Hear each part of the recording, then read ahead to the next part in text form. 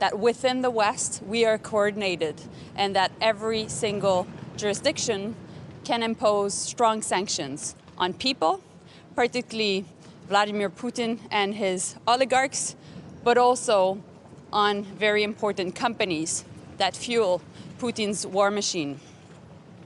And also, we want to make sure that we're very united in providing the lethal and non-lethal aid. And that's why we coordinate everything within the G7. For my part, I look forward also to this important NATO meeting. It's a series of many meetings. Through these meetings, we will support our partners. We know that starting February 24th, with this further invasion by Russia of Ukraine, the world has become a more dangerous place. And that is why we need to make sure that our partners are well supported by NATO. And finally, on a personal note, I look forward to meeting Dmytro Kuleba. Dmytro and I talk to each other many times a week. Canada and Ukraine are very much aligned, and we're supporting our friends in Ukraine. I still remember the eve of the invasion. Dmytro at the time was in New York, and while the war was starting, he had no fear and decided to leave New York, where he was at the UN, and go back to see his people in Kyiv. And so I really look forward to seeing him. It's been a month, and I'm convinced that his presentation here before NATO will be a part of many historic speeches that he's been providing. Madam Minister, you will have a meeting with Georgian Foreign Minister as well. Yes. And you will discuss how to support your partners. What should Georgia wait for this ministerial, from this ministerial? Well, obviously, we support Georgia. We have a close friendship with Georgia. We have always been in favor of the open door policy of NATO. We know that Georgia is under a lot of pressure right now and is showing vulnerabilities. And that's why I just mentioned that we have to be there for our partners. Because, of course, we know that what is happening in Ukraine could potentially happen in other countries, and hence Canada needs to play its role and step up with other NATO members. Minister, how can you be tough on Russia and coordinated on? Is asking for today. What more does Canada have to give? So today is budget day in Canada, and I'm convinced that my colleague, Minister of Finance, and the Prime Minister will have more to say about that. Minister, how can you be tough on Russia and coordinated on sanctions when Europe can't agree to energy sanctions, to an energy embargo on Russian oil and gas? I think that, people were very skeptical that we could cancel Nord Stream 2, and we did it. People were very skeptical that we could sanction Vladimir Putin himself, and we did it. People were skeptical that we would even get to his close family, and we will do it. People should never be skeptical. Merci.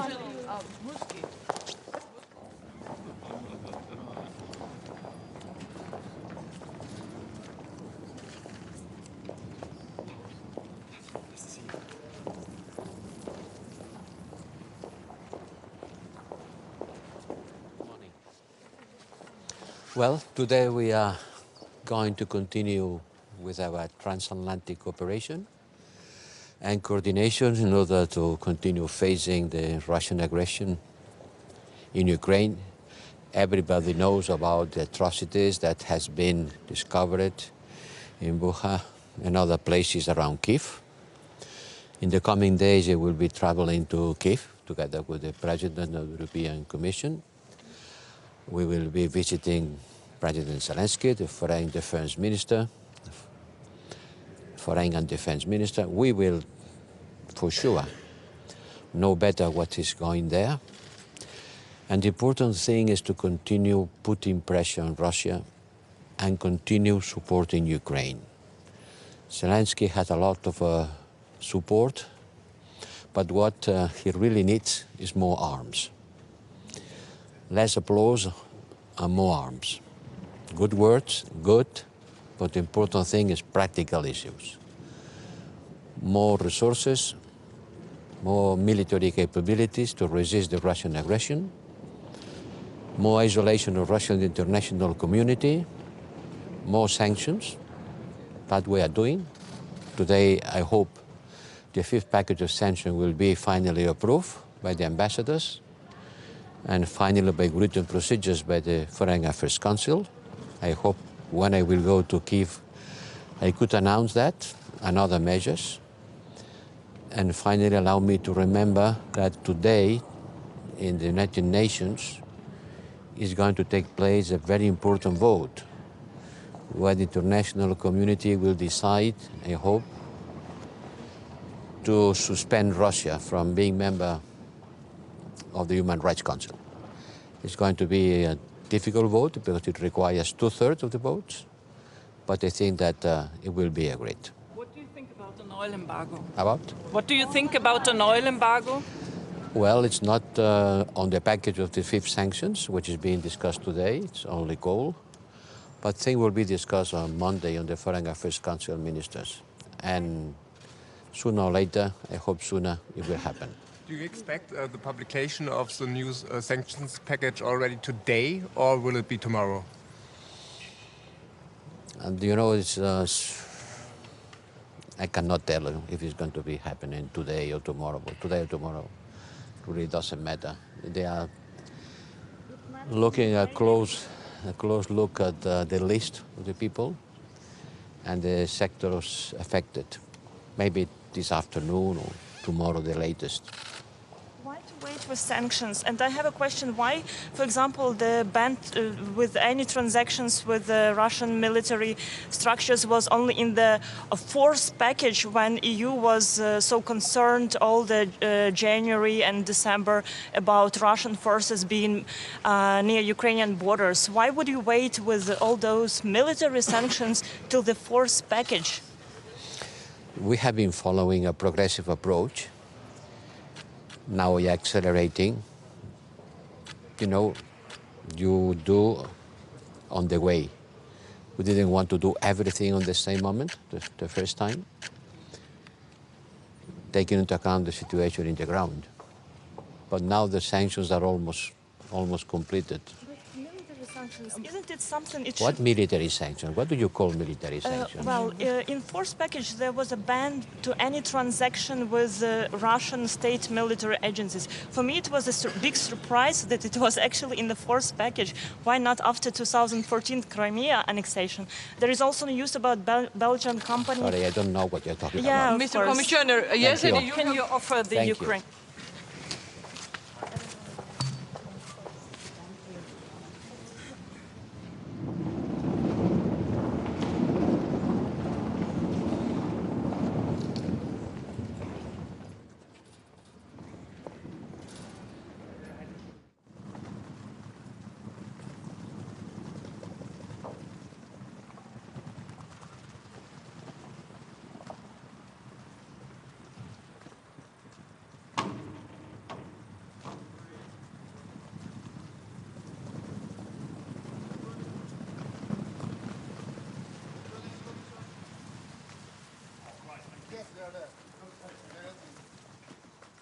That's what they say. I hope they're right.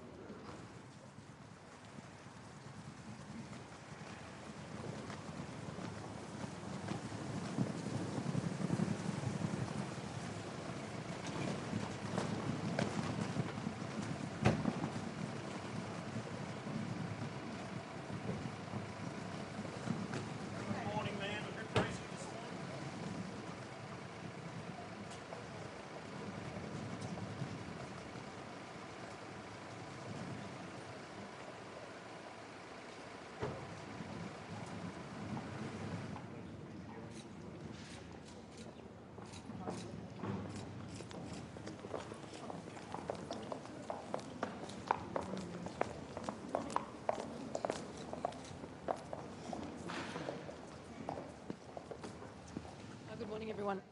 Australia is very pleased to be participating in this meeting with NATO foreign ministers at such a critical time, not just here in Europe, but frankly for the world, including our own region of the Indo-Pacific. We have been working closely with our partners in NATO, in the European Union, particularly with the United States, in terms of the strongest possible response to Russia's unlawful invasion of Ukraine, its wholesale breach of international law, its wholesale breach of the UN Charter, and we will continue to do so. Today I'm announcing 67 further sanctions of Russian elites and oligarchs, those close to Putin who facilitate and support his outrageous actions. The events we have seen uncovered in Bucha this week only reinforce the importance of strong global coordination in response to Russia for their actions. Thank you.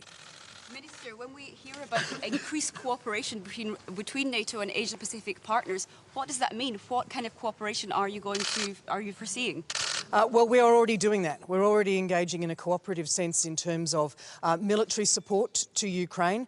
Australia has delivered 5 C-17 loads of military support, lethal and non-lethal, to Ukraine. We're in the process of preparing the Bushmasters that President Zelensky requested in his address to our Parliament, his momentous address to our Parliament last week. They will be transported as soon as possible. We're coordinating on humanitarian response. Part of our deliveries here into Europe for Ukraine has brought deliveries also from New Zealand, for example, in terms of their support for Ukraine. And we are strongly coordinating in relation to sanctions. The imperative is that that absolutely continues, because we need to show authoritarian states like Russia and other authoritarian states who would seek to act in this way that the world stands united overwhelmingly against them. Thank you very much. Longer-term cooperation with NATO? I mean, NATO's obviously very concerned about China. Well, NATO and Australia are enhanced opportunity partners. I've been working closely with counterparts in NATO since I was Australia's Defence Minister. That continues in my role as Australia's Foreign Minister.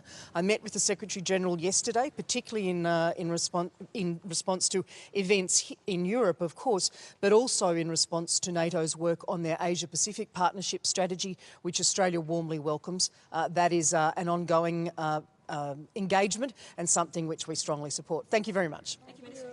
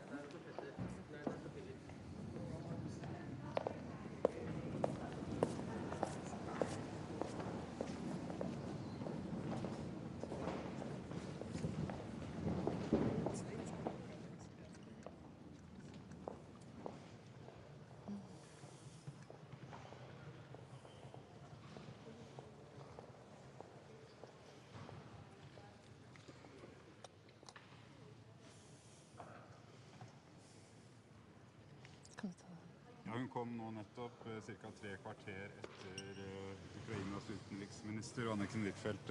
Da NRK fikk stille et spørsmål til Kuleba nå, så sa han egentlig at det var 3 ting de trengte. Våpen, våpen, våpen. Hva tror du NATO kan gi til Ukraina i løpet av dagen i dag? Ja, det er jo det vi skal diskutere på dette møtet. Hva slags type hjelp Ukraina trenger nå. Og også finansiell hjelp til å holde staten i gang er jo et av de temaene som også vil komme på bordet. Hva tenker du om den jobben som Kuleba gjør for landet sitt da han kommer til dette møtet? Det er en helt spesiell situasjon og sånn sett et helt spesielt møte dette her. Ja, det er helt spesielt. Fordi at jeg møtte han jo 5 dager før krigen brøt ut i München. Og til nå så har han jo deltatt på skjerm på veldig mange møter vi har hatt i NATO. Og så er det første gang vi møter han nå sammen her. Og så skal jeg også ha et møte med han på tomannshånd. Så det er helt spesielt når han står midt i det. Og så kommer han her og forteller hva han trenger av hjelp og støtte. Han sa at vi har vist at vi kan kjempe, vi har vist at vi kan vinne, men mengden våpen vi får fra våre allierte, som han da kalte NATO-landene, vil avgjøre hvor store lidelser og tap den seieren vil koste. Hva tenker du om det? Ja, det forstår jeg godt. Og det er jo også derfor vi fra norsk side har endret en 60 år lang praksis. Fordi vi har gitt våpen til ukrainerne.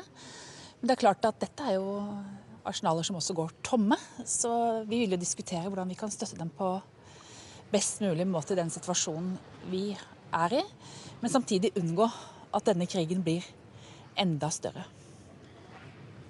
Så har det kommet, vi må bare ta det, det har kommet informasjon om at også ukrainske soldater har begått overgrep mot russiske krigsfanger. Det er en krig, så overgrep skjer kanskje på begge sider. Vil dette være noe dere diskuterer også med ukrainerne?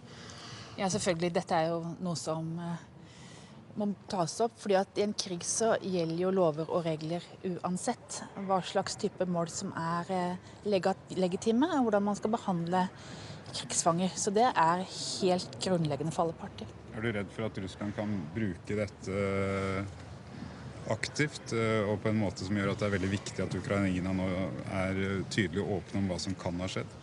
Ja, og jeg opplever også at ukrainerne er åpne om det som skjer, og i begynnelsen av denne situasjonen så var de opptatt av å ikke foreta seg skritt som kunne virke provoserende. Det er en ansvarlig partner, men vi må selvfølgelig kunne få vite alt, og så må vi sende inn uavhengige granskere. For det vi ser på bilder om angrep på sivile, det er jo helt uakseptabelt. Og jeg vil liksom advare mot at vi begynner å tenke sånn, ja, krig er krig, og at vi aksepterer de bildene vi ser. Men når vi ser konkrete angrep på sivile, som er i ikke-militære klær, så er det noe helt annet enn det vi har sett i veldig mange andre kriger. Han kommer jo hit fra et land som opprinnelig ønsket å bli et NATO-land. Nå har de lagt det vekk. Hva tenker du om Ukrainas fremtid og forhold til Vesten og fremtid som et land i det hele tatt? Vil det kunne fortsette å eksistere? Ja, det mener jeg. De har jo også bygget opp forsvaret sitt veldig de siste årene. Og vi har også vært opptatt av å styrke deres muligheter til å delta i internasjonale organisasjoner gjennom å støtte deres antikorrupsjonsarbeid, støtte deres arbeid for demokrati. Så det er jo noe som ukrainerne er opptatt av. Og så vil de jo også uansett kunne knytte seg tettere til Europa når det gjelder handel, for eksempel. Tusen takk til deg, Anniken Huitfeldt. En litt spesiell seanse bare på norsk her på inngangen til NATO-toppmøtet. One question in English, please. If Finland is joining NATO, there will be a new land border of 1,000 kilometers with Russia. Do you fear that at the end or not? I think it's very important that this is Finland's own decision. So I will not comment on that because I think the NATO's open door policy is fundamental. Okay. One minister said, you know, as my colleague said, you know, they want weapons, weapons, weapons. And he said the deal is you give us weapons and we'll spill the blood and stop the Russians from advancing. How do you process when you hear these open comments that are very frank and disturbing to think about, that they'll spill the blood if we give them weapons? What more can Norway do? Yeah, that will be what we'll be considering back home in Norway, and this is also what we are going to discuss today. You know, we had a 60-year practice in Norway not exporting or donating weapons to countries in war. We changed that because of the situation. So we really need to look into the situation and discuss with the Ukrainians.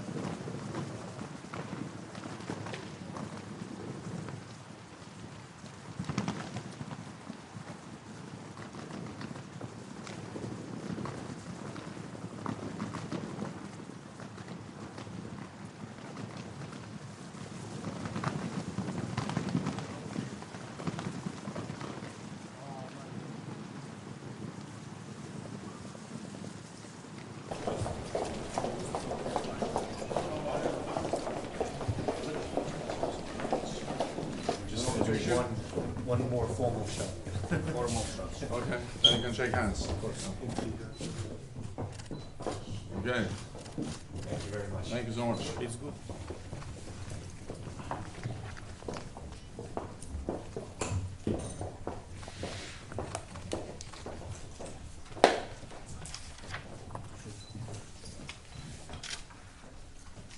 So, Dimitro, welcome once again. You have been here many times, but this is a special meeting because now you are here in person.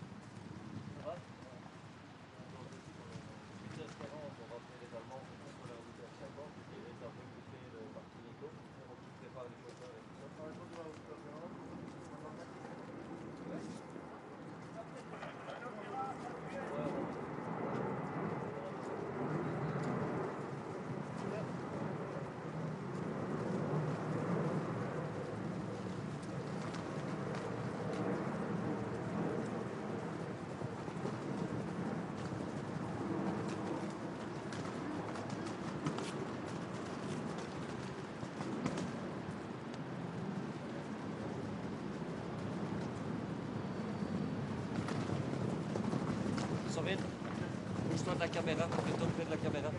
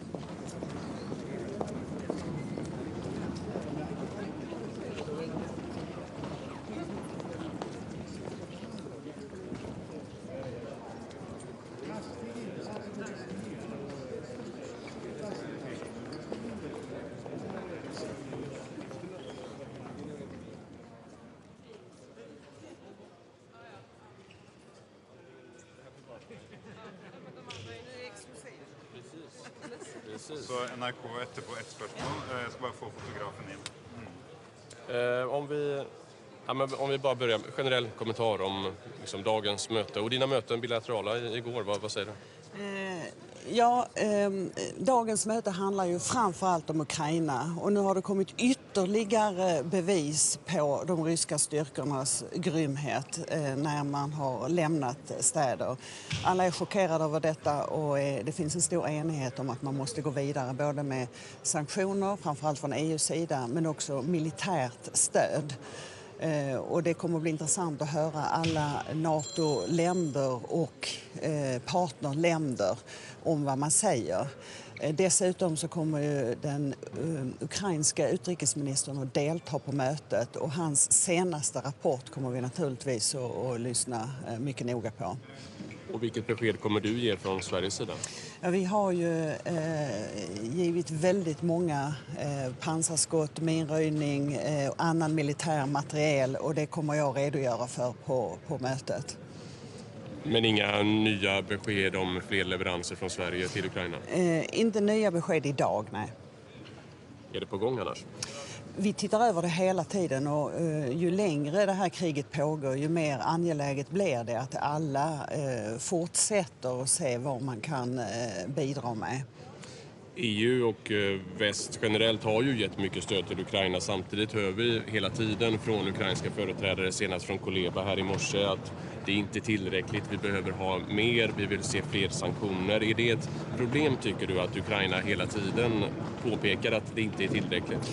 Jag tycker inte det är ett problem. Jag tycker tvärtom att det är väldigt bra. För tyvärr är det ju så att när krig pågår och framförallt om de pågår länge så mattas intresset av, inte minst i medierna och trycket på politiker i andra länder att stötta både militärt men också med till exempel sanktioner gör att vi behöver påminnas. Och där tycker jag att både utrikesminister Kuleba och kanske framförallt president Zelensky har gjort ett fantastiskt jobb för att hålla viljan till stöd till Ukraina uppe.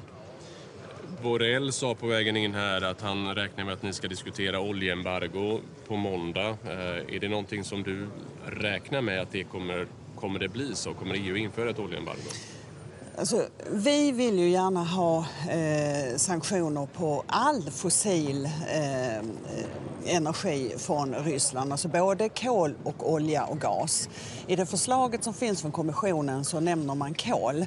Jag hoppas att vi ska kunna komma till en enighet om att också lägga till olja. Däremot så tror jag inte det kommer att finnas enighet om gas. Det sägs att ett land, Ungern, inte vill se några fler sanktioner mot den ryska eller energisektorn. Och vi hörde från Ungern och Orbán igår att han kunde tänka sig att betala för den ryska energin i rubel. Är den här enigheten som vi har sett tidigare inom EU, är den bruten nu? Nu har det ju varit ett val i Ungern där Orbán fick väldigt stort stöd. Där har man ju varit lite tveksam till alla sanktioner men i slutändan har man ställt upp på det. Jag ska ha ett bilateralt möte med min ungerska utrikesministerkollega idag och vi kommer ju diskutera den här frågan och jag kommer ju föra fram hur viktigt det är att vi fortsätter att vara eniga inom EU. Och vad kommer du säga mer i detalj till din kollega till exempel om att betala i rubel för energin? Vi anser ju att kontrakten som finns där det är euro och dollar ska hållas och att det inte ska uppfylla det kravet som Putin ställer att betala i rubel som bara ännu mer skulle gynna den ryska krigskassan. Känner du en oro över att Orbán stärkt av det här valresultatet skulle kunna att det blir mer motstånd mot sanktioner och enigheten inom EU? Jag hoppas att den enighet som vi har lyckats hålla hittills, det har inte varit helt enkelt, men att Ungern väljer att fortsätta på den vägen. Jag hoppas det. Lite sen. Mer vapen till Ukraina, är det ett alternativ för Sverige? Vi tittar absolut över de möjligheterna och vi får ju uppmaningar också från Ukraina att man behöver det. Vi kan ju se att de stora vapenleveranser som har skett från olika länder, från EU. Sverige har ju också givit 500 miljoner direkt till den ukrainska försvarsmakten för att man själva ska kunna köpa de vapen som man behöver. Så vi tittar ständigt över hur vi kan fortsätta stödja Ukraina. Samtidigt så har vi alla sett de här bilderna från Ukraina. Vad kan NATO göra mer för att sätta press på Ryssland att avsluta det?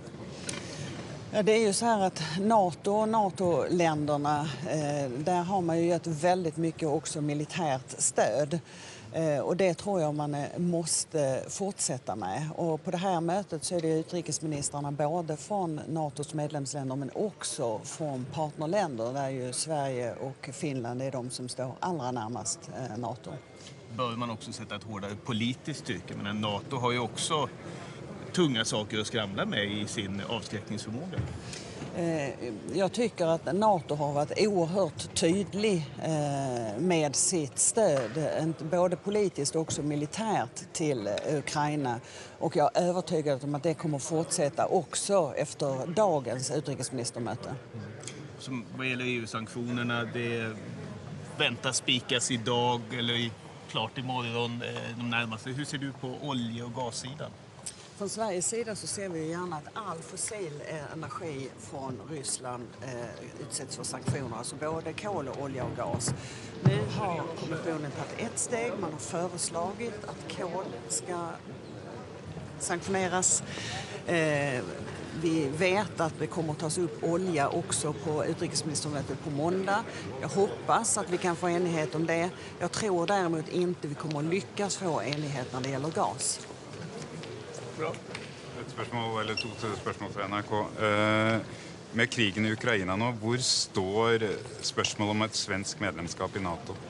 Det är så här att vi har startat överläggningar med alla de 8 riksdagspartierna i Sverige. Där gör vi nu en grundlig analys därför att det är ju helt klart att det säkerhetspolitiska läget har kraftigt försämrats efter den 24 februari. Vi tittar på alla möjligheter. Naturligtvis tittar vi också på frågan om vår relation till NATO. Men vi är inte färdiga med den analysen eller de slutsatser vi kommer att dra. Men det är en öppen analys där vi inte utesluter några delar. Vad vill det si för Sverige hvis Finland blir medlem? Där är ju stötten ökande för ett NATO-medlemskap. Vi har ju oerhört nära samarbete med Finland. Jag och min kollega i Finland har nästan daglig kontakt. Vi följer våra respektive överläggningar mycket noga. Sen är det ju så att vi har olika historia, vi har olika geografi och det är möjligt att vi kommer till olika slutsatser men vi kan också komma till samma slutsatser. Vi är inte färdiga med den analysen på svensk sida och vi tänker ta den tid det tar fram till slutet av maj. Kuleba da kom hit för lite över en timme sedan sa det är 3 ting. Let it give away. Ready? Ready? Yeah. Well, Greece is going to ask the International Court in The Hague to investigate crimes of war conducted in Mariupol. Greece has a specific special interest for Mariupol because of the existence of a 100,000 and more Greek community in Mariupol. Apart from that, I'm going to ask my colleagues of the alliance to try our best to help Ukraine to protect Odessa so that Odessa can avoid the fate of Mariupol. Thank you so much. Which way do you see it? How can Odessa be protected? How can colleagues from NATO help with it? It is quite simple. By giving to Ukraine the adequate means to protect the city. They have asked for it already. I was in Odessa 3 or 4 days ago. I was able to speak with the Ukrainians in the city.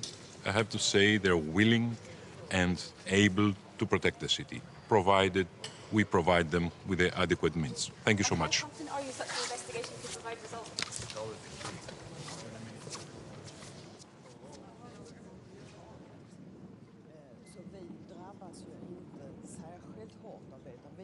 klara det mycket bra. Men det finns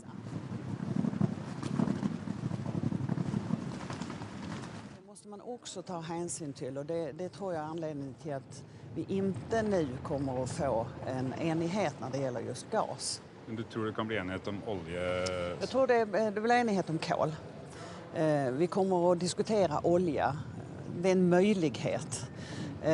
Men jag tror inte gas. Men Sverige, för vår sida, så vill vi gärna ha alla fossila bränslen. Det handlar också om att det är nödvändigt att ta bort beroendet av rysk energi i Europa. Och det är också bra för den gröna omställningen. Why has it become more interesting for Sweden to join NATO? Well, we are doing an analysis now with all the 8 parliamentary parties because of the grave security concerns after the 24th of February, and we're looking to all options that will secure the Swedish people. What should happen if you go the further step and then really join NATO? We are not there. We have the analysis. We are not going to make any decision without a thorough analysis. That's how we work in Sweden. Thank you.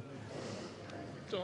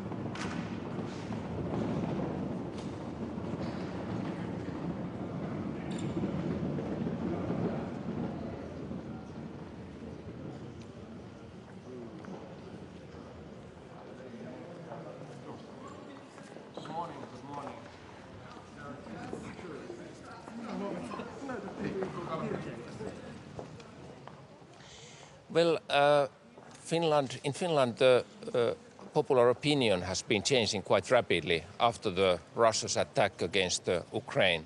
So now we have opinion polls where the clear majority of the population is supporting NATO membership. And of course, the government is preparing a white paper on NATO issues. It will be delivered to the parliament the Easter week, actually next week.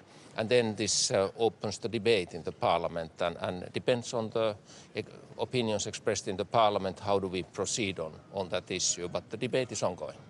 If ever you will join, it could be by the end of the year. And don't you fear in between those months, Russia could be interested to attack you? Well, of course, before you are then under the NATO Article 5, of course, there is this kind of, so to say, grey zone. But Finland is a member of European Union. We have the Article 42.7 inside European Union. And of course, we have seen already with Ukraine that the European Union is capable to mobilize help even to the country that is not member of European Union. So we think that the Article 42.7, of course, is very valid inside European Union. And at the same time, of course, I'm sure that candidate country for NATO will get some protection also for the NATO countries. How big is your feeling of threat by Russia? Well, currently, of course, Russia is concentrating to Ukraine and the attack against Ukraine. But I think this military action by Russia shows how much Russia is capable to mobilize if it needs and if it will do so. And of course, this is also changing the security assessment in many other European countries, including Finland. And it's obvious that Russia is ready to take higher risks that probably we have seen before. Thank you.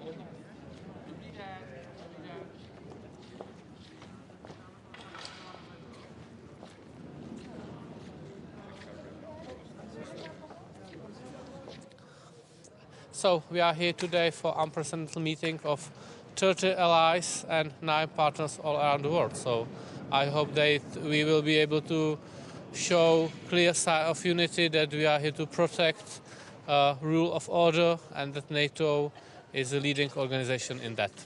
The Ukrainian colleague asked today for, Yeah. I quote, weapons, weapons and weapons. Yeah. What more can the NATO countries do? Speaking for the Czech Republic, we are providing Ukraine with weapons, with humanitarian aid, with political help. We provide them moral help. We are helping them in their struggle to survive, in their struggle to protect territorial sovereignty, and to help them with their European aspiration, because they want to be part of Europe. What more can be done? We are doing what we can. What made you change your mind and to send tanks now to Ukraine? I'm not commenting on any specific deliveries. Can I ask about sanctions, since those discussions are ongoing today? Are you optimistic that there will be any decision on action on oil in the coming days? The very basic principle which should be guiding us is to limit the amount of money Europe is sending to Russia. For that money, Russia is waging horrific barbaric war against Ukraine, killing people in Bucha, killing people in any other occupied territory, dropping bombs on their cities. So any sanction which will lower the amount of money which Europe and the world is sending to Russia is fine with me. We have fifth package being prepared, and let's discuss on opportunities. That would be my answer. Should be an oil embargo part of that? Any kind of sanction which will lower the amount of money which we send, euros and dollars, which we send to Russia, it's good for me. Thank you very much. Thank you.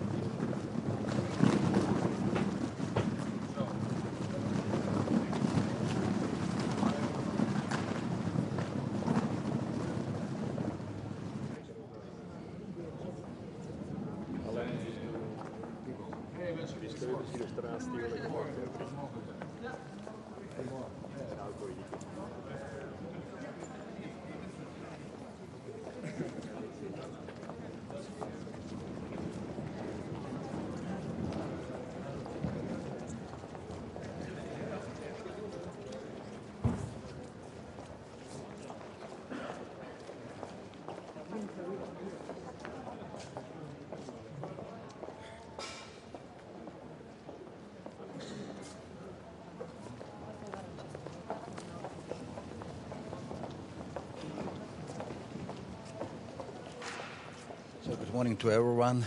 Ukraine will be at the center of our deliberations today. We will discuss wider implication of the Russian aggression and on global security and rules-based world order with our European partners, as well as with our partners from Asia Pacific region and High Representative Borrell later in the meeting at 30. We will discuss how our further response to the Russian aggression and including how to strengthen our deterrence and defense, but also how to support our partners. NATO is and will remain united. We are determined to protect ourselves and ensure the security of the transatlantic region. Thank you very much. How can NATO protect Ukraine? Yeah, how can NATO It's stop just on Russia? our agenda today. Thank you very much. What can you offer to your partners? Which are?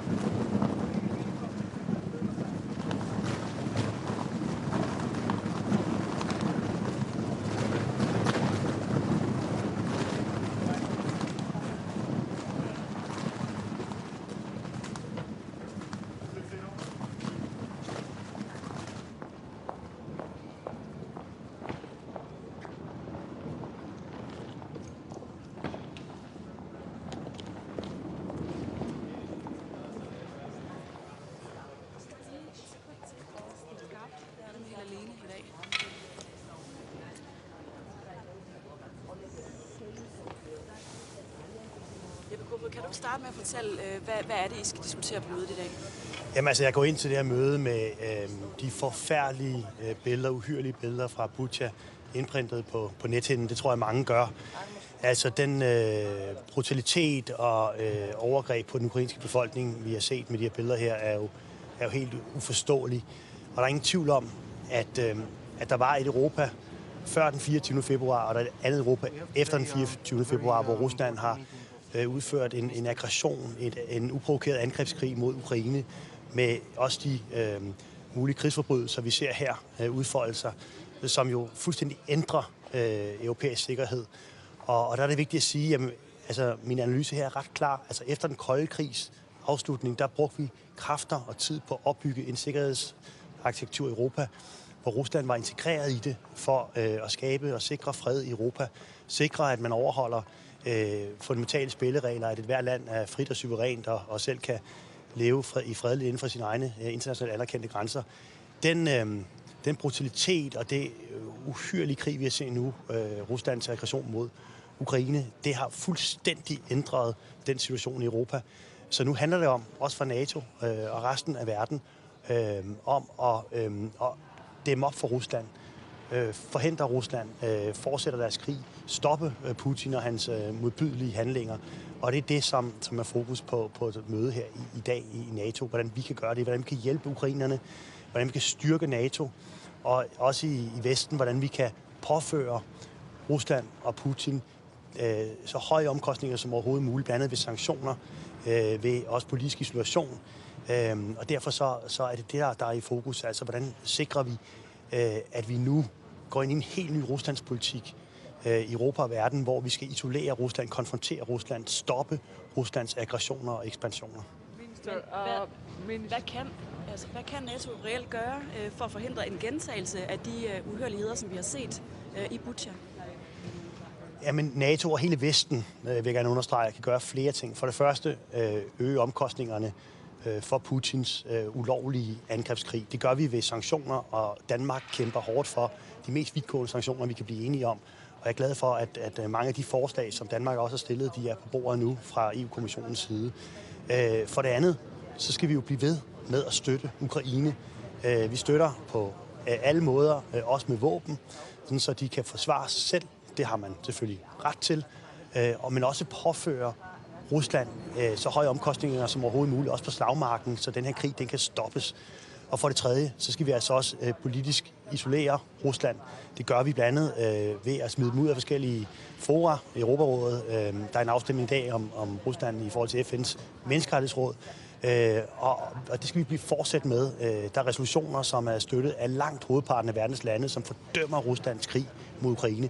Og så endelig så noget rigtig vigtigt, som Danmark også har været spidsen for, det er at sikre, at dem, der begår de uhyrligheder, vi ser i Ukraine, de bliver draget til ansvar. Og derfor så har vi taget initiativ til at lave en alliance af lande og organisationer, som skal indsamle beviser, retsforfølge de personer, som er ansvarlige for krigsforbrydelser, forbrydelser mod menneskeheden, folkedrab, brud på den humanitære folkeret, som vi ser udfolde sig i Ukraine.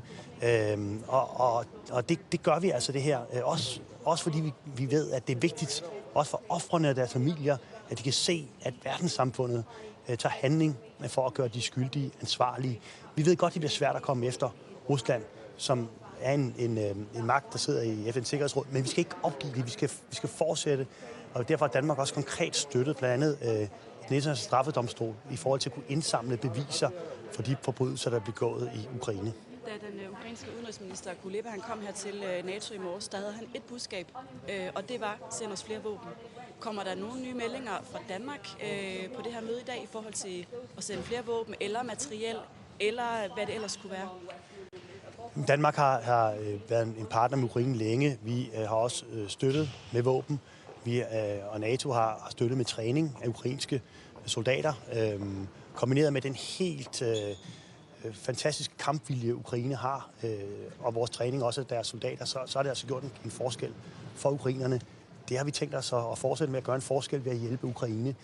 Både Danmark og andre allierede hjælpe, og også i forhold til det, som der er behov for. Så vi vil fortsat kigge på, hvordan vi kan levere fra NATO-landets side hjælp til Ukraine, også i forhold til våben. Minister, you were in Georgia a few days ago.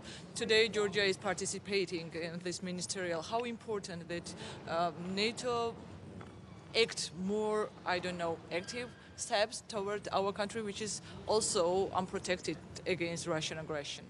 Well, for us, our partner countries, Georgia, for example, Moldova, but also Sweden and Finland and other countries, and Western Balkans, it's very important to strengthen the cooperation between NATO and the partner countries, because what we see now in Europe is a fundamental change in security situation with the unprovoked, horrible attack that Russia is now doing on Ukraine from the 24th of February.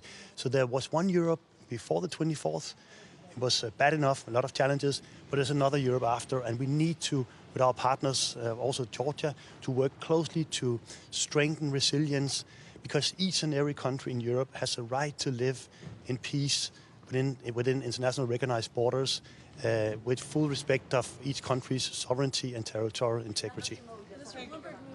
Very quickly, Kuleba said this morning he needs more planes, heavy air defense, armored personnel carriers. Is this something that Denmark would consider sending? I don't want to go into public what we support. Denmark has, from the outset, been a supporter of Ukraine in various ways, also with weapons. And it's something we always look how we can continue our support. I don't want to say in public that what NATO countries are doing, but I think it's important to understand that Ukraine has a right to self-defense over this Russian aggression. And we, the rest of the world, we have also an obligation, we think, from Danish side to support Ukraine, and also Foreign Minister Kuleba in his request. And we will, of course, look at this, but I don't want to go public what we do. Thank you. Oil sanctions, do you think we'll see action on oil this week?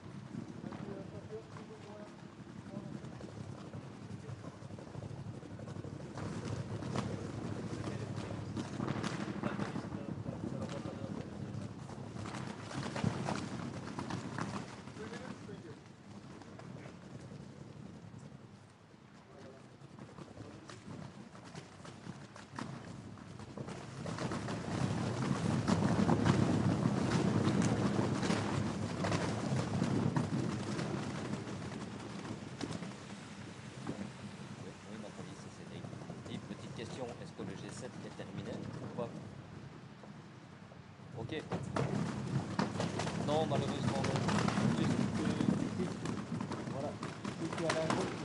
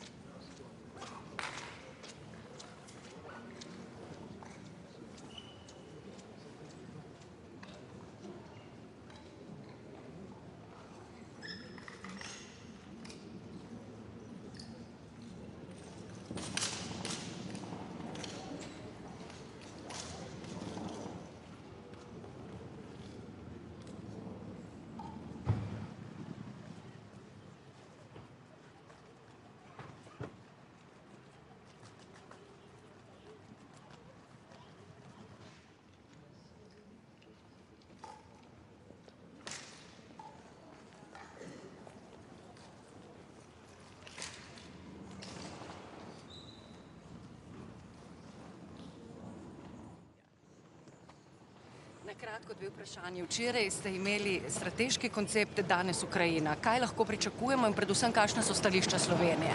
Kaj lahko NATO še stori za to državo? No, NATO mora v vsakem primeru še naprej nuditi jasno stališče in varovanje ozemeljske integritete in podpore Ukrajini. Poleg tega je pa treba jasno povedati, da morajo države članice še naprej z vso možnostjo tako na humanitarnem kot tudi na vojaškem področju podpirati Ukrajino pri njeni borbi za osvoboditev njenega ozemlja v mednarodno priznanih mejah. Ima Slovenija še kakšne konkretne načrte za konkretno podporo Ukrajini? Slovenija je že na vseh področjih podpirala Ukrajino. Kot veste, smo na področju humanitarne pomoči dali rekordni prispevek Slovenije, kakor tudi v tistih delih ubojnih sredstev, ki jih je imela Slovenija na razpolago.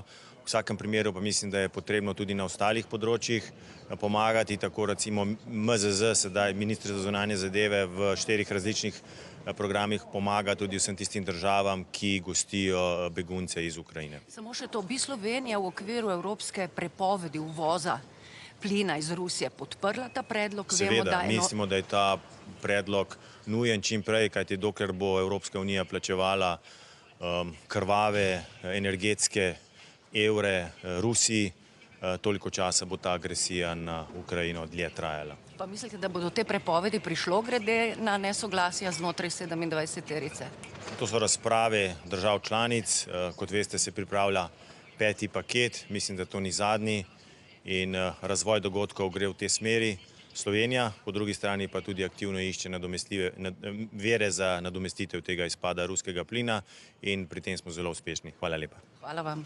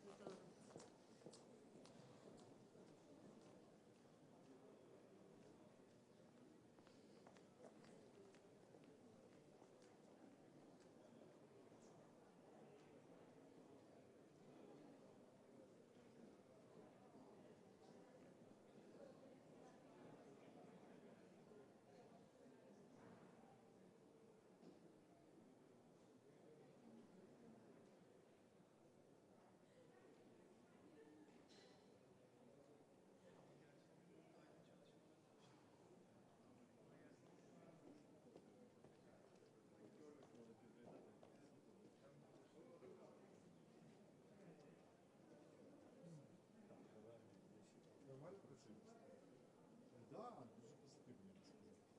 Слухай. А ти дочь?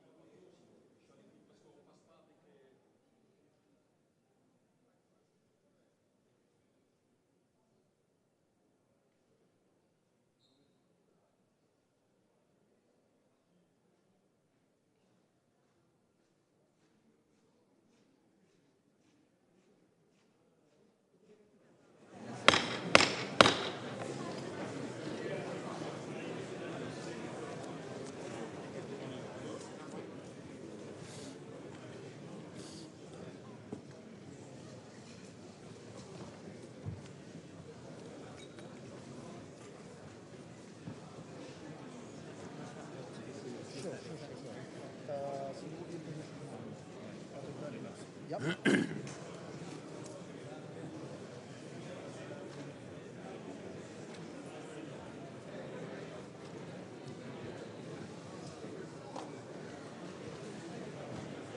Jens. Morning, morning. Good to see you again.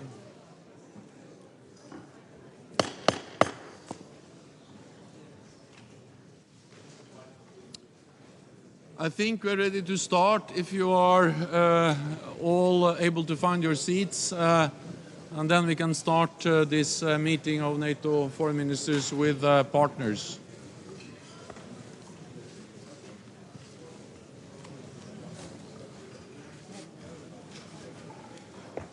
Good morning and welcome to all of you. It's great to see you all here at the NATO headquarters. We are joined today by our partners from Ukraine, Georgia, Finland, Sweden, and the European Union, and by our Asia-Pacific partners, Australia, Japan, the Republic of Korea, and New Zealand. So very much welcome to all of you. Russia's invasion of Ukraine has profound implications for European security, but has also shaken the entire international order. Our partners' presence here today is a sign of our unity to support Ukraine, to condemn Russia's aggression, and to defend the rules-based international order. A special welcome to Ukrainian Foreign Minister Dmytro Kuleba. Welcome to you. The Ukrainian people have inspired us all with their courage and determination. It is important to hear directly from you, Dmytro, and discuss the way forward. This concludes the public part of this meeting. I thank the media for joining us, and then the meeting will continue in just a moment. Thank you so much.